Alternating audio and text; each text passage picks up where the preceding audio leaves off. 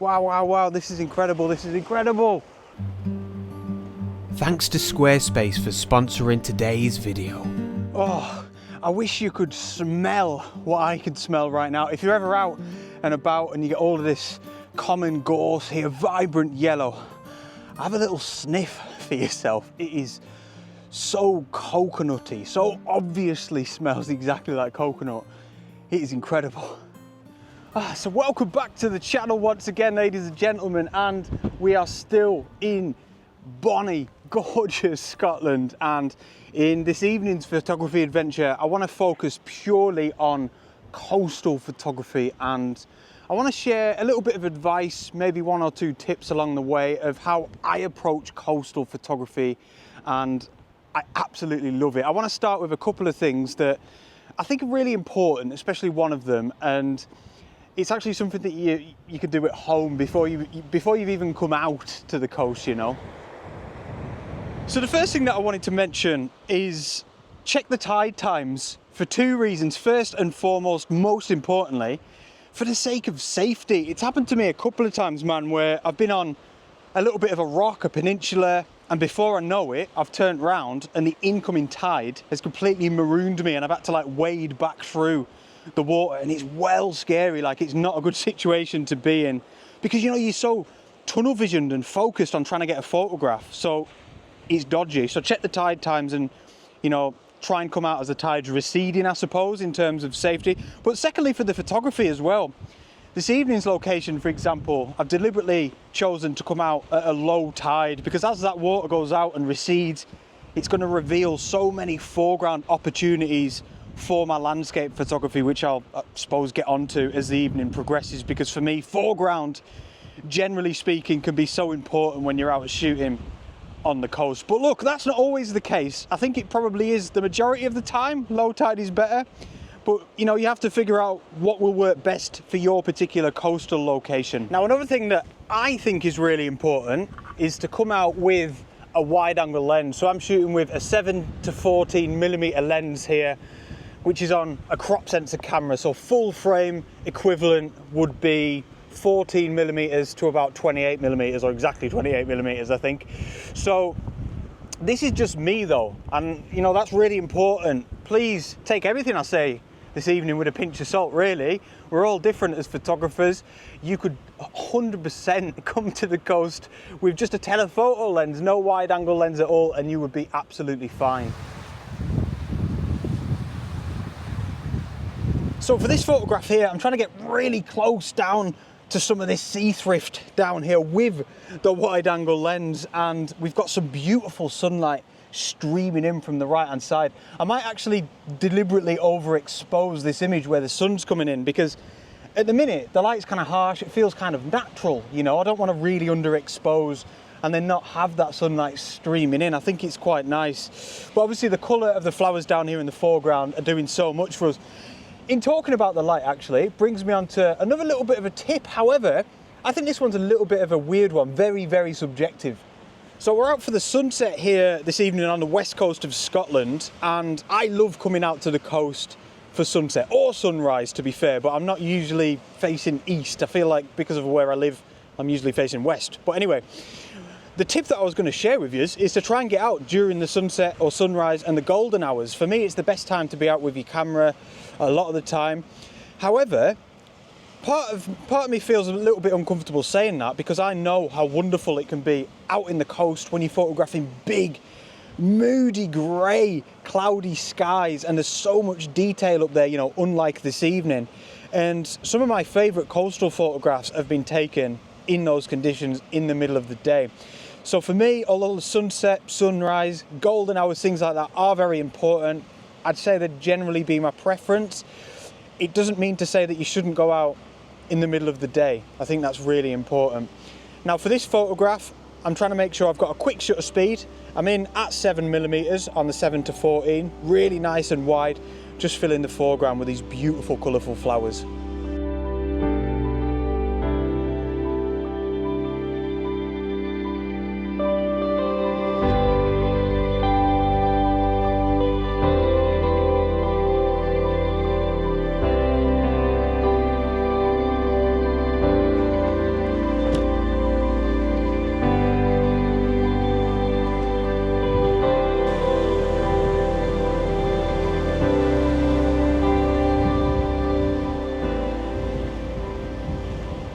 Oh man, this is just absolutely beautiful. What a stunning evening. I've been in Scotland for 2 or 3 days now, and the weather's just been like this. And I've been to Scotland so many times, like with my camera, and it's at the stage now where I'm so excited about getting gloomy conditions. Like I was sort of mentioning a second ago, you know, it's not all about the sunsets and sunrises, and I've grown to love the gloominess and the storms and the big scary looking skies, but this is making for such a beautiful change. I am finding the photography a little bit trickier, I must admit, but in terms of the experience, I'm just loving it. I suppose that's a little cringy tip in itself, really. It's not a cringy tip, actually. This would probably be the most important thing that I'd say is when you're out photographing the coast, when you're out with your camera anywhere, make sure you're enjoying the experience of being out. I mention this on my YouTube channel all the time. As landscape photographers, we're so fortunate to have this passion that brings us out into these wild places, into the world. And we've got to make sure that we enjoy these moments and not get so caught up with all the technicalities of photography and composition and all the buttons that we're pressing on our little cameras and stuff. Do you know what I mean? It's important, of course it is. We all love to get a good reward of a photograph, but oh man, you've got to make sure you're enjoying it, haven't you?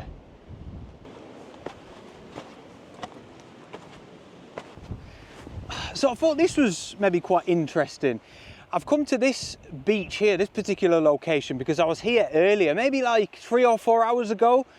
However, the conditions earlier were so much better than what they are now. The sun was really high in the sky, but it was completely changing the way that this beach looked. The sand was just pure white. The colour of the water in this location was just out of this world. It was beautiful, man, such a deep blue.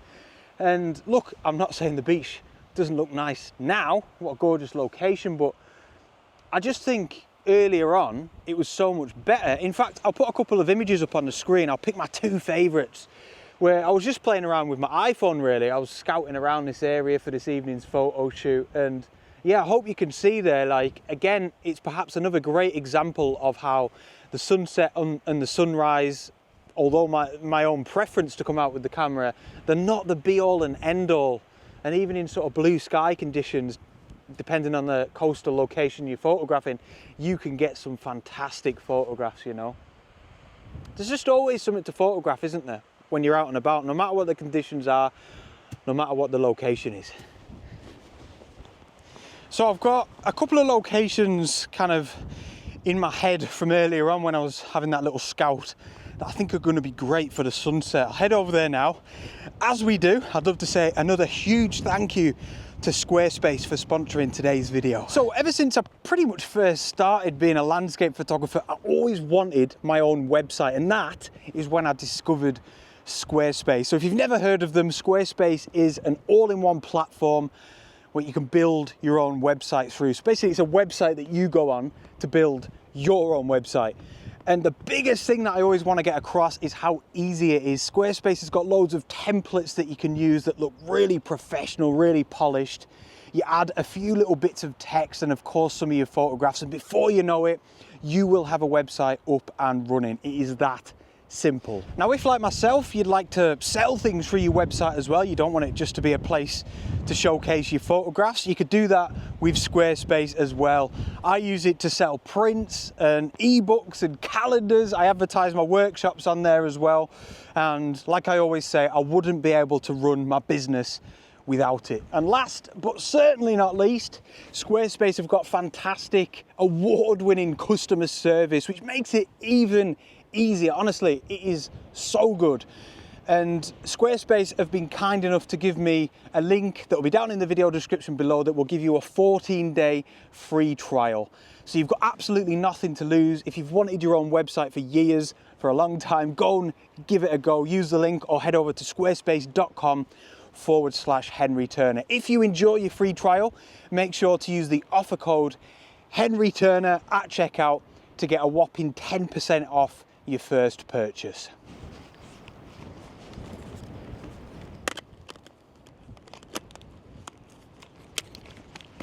So I'm just grabbing a quick shot here with the 12 to 60mm lens. I think I'm having to put the ×2 digital teleconverter on because I'm wanting to get in a little bit further. I'd probably guess that I'm in at about 100mm on the micro four thirds, of course. And I don't know, just got this nice little scene here with what looks like a little boathouse, some nice trees surrounding him and mountains in the background.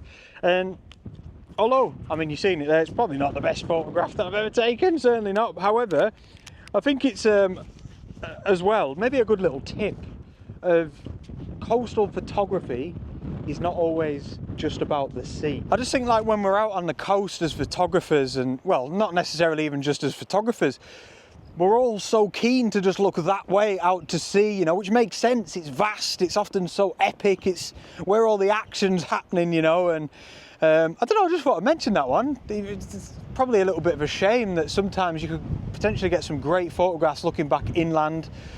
That probably wasn't one of them, but yeah, I hope you get my point.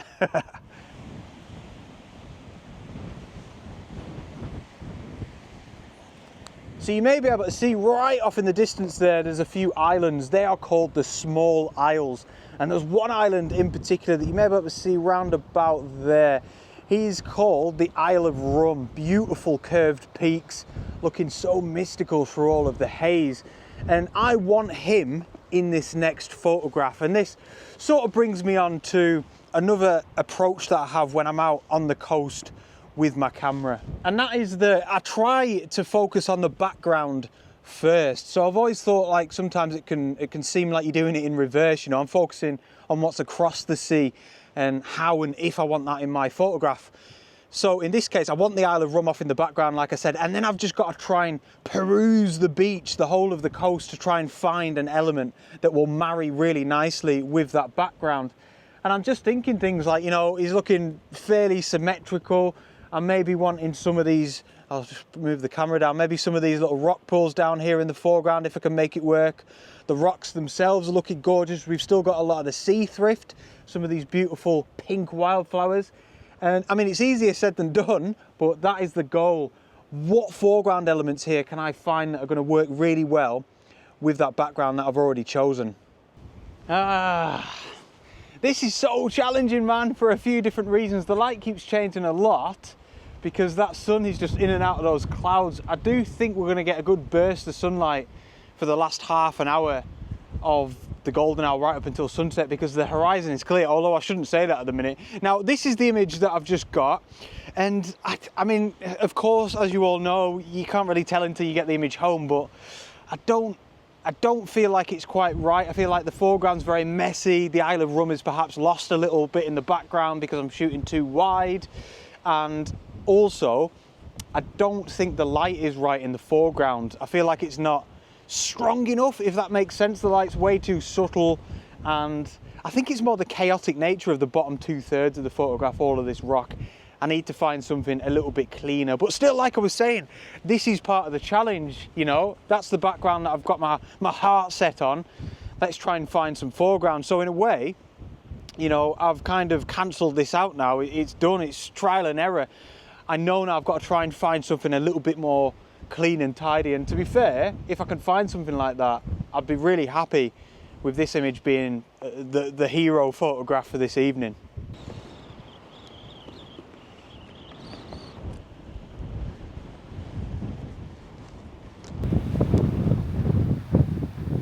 Right, so I was getting a little bit frustrated, I have to be honest. This is a real challenge. And I was thinking, simplify, how can I simplify? And then it clicked. Get yourself back to the beach, lad. So here I am finding myself. I just had a quick look at the Ordnance Survey maps and just figured, you know what, let's take a bit of a gamble. I'll go back away from the rocks and I'll find a beach that is going to be facing the sunset. And as you can see there, the sun's just starting to dip down below some of them clouds. We've got the Isle of Rum and the Isle of Egg as well off in the background, exactly like I was wanting. And look there, how it's starting to open up now. And this is so much more simple for me. This is fantastic. What a spot! Still got to find a photograph though. Wow, look at this. Wow, this is incredible, this is incredible.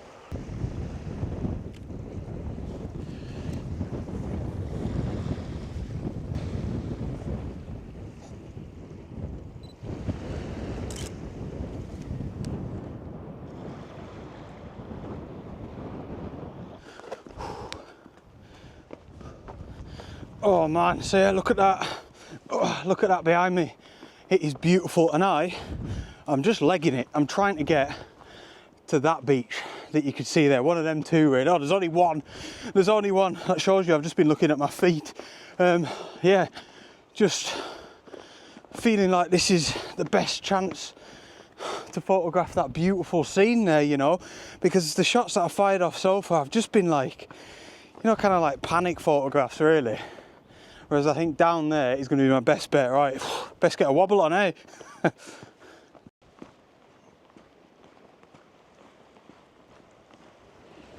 Wow, remember what I was saying before about the importance of enjoying being at a location, enjoying being at the coast whilst you're taking your photographs.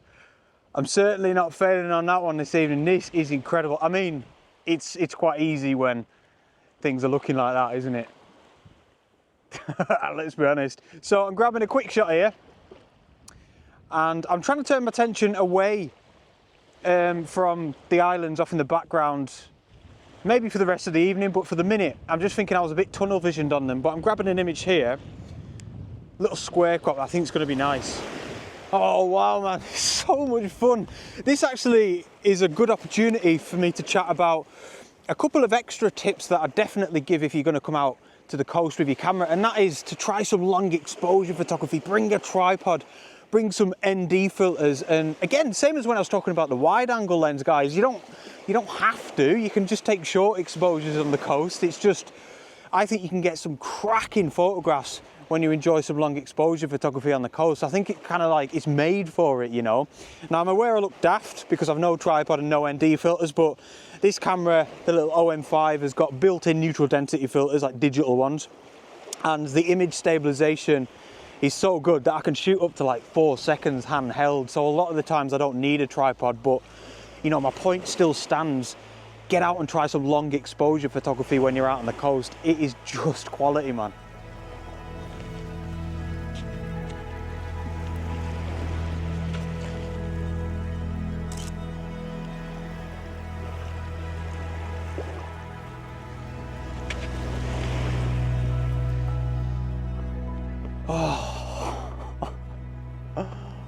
Wow, look at this. Let me spin you around so you can see that. You don't want to be looking at my head. Look at that. That is just, that's like the picture perfect sunset, isn't it? Maybe not for photography, but I mean, I am not going to sit here and complain about that. That is just absolutely beautiful. What a moment, man. I feel like the photograph that I seem to be so desperate to get of Rum, of the small isles, has kind of eluded me a little bit, but I don't know, I guess I can't expect too much. And yeah, you know what, I'm just going to stand here and enjoy the rest of this. Absolutely beautiful. Thank you all so much for tuning in. If you'd like to see any more of me, there'll be a video up here if you haven't seen it already. And yeah, please do comment down below. Please share some more tips for going out and shooting on the coast if you've got any. And yeah, subscribe and hit the old thumbs up button if you'd like. Thank you so much, ladies and gents, from beautiful Scotland. I'll see you on the next adventure.